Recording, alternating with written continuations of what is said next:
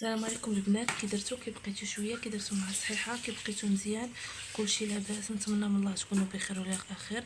اليوم جيت نشارك معكم لاباط فويتي او العجينه المورقه، سهله واقتصاديه وكنعرفوا حتى شنو تناخذوا. بسم الله على بركه الله. انا خديت هنايا 6 الكيسان ديال الطحين، غادي ناخذ معاهم معلقه كبيره ديال السكر، معلقه غير مملوءه ديال الملحه، نص كاس ديال الزيت النباتيه،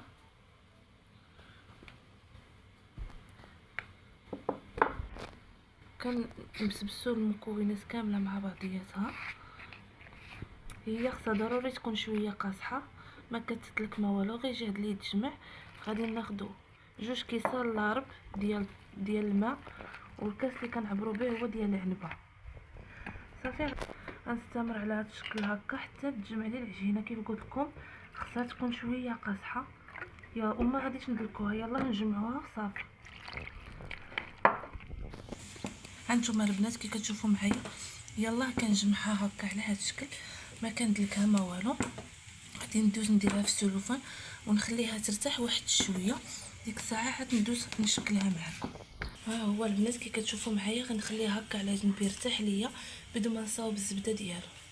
هانتوما البنات كي كتشوفوا معايا كنقطع الزبده على هذا الشكل هكا، غادي ندوز نصاوبها هكا. كنديرو كاغيط ديال الفران باش كنخدم به ما كتلصقليش الزبده ديالي.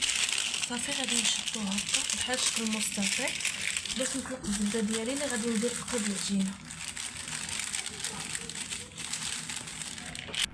هانتوما البنات صافي كنبقى ندير هكايا ديك الزبده ديالي على هذا الشكل، كنطلقها صافي وكنبقى نطلقها بالمدلك حتى تاخذ ليا لا فورم اللي بغيت انا. هانتوما البنات كي كتشوفوا معايا طلقت العجينه ديالي على هذا الشكل، غادي ندوز ندير الزبده ديالي. هانتوما البنات كي تشوفوا تنطلق الزبده على هذا الشكل، صافي غادي ندوز دابا نطويها. هانتوما البنات تشوفوا معايا كندير لها هكا، دابا غادي ندوز نبدا نطلقها.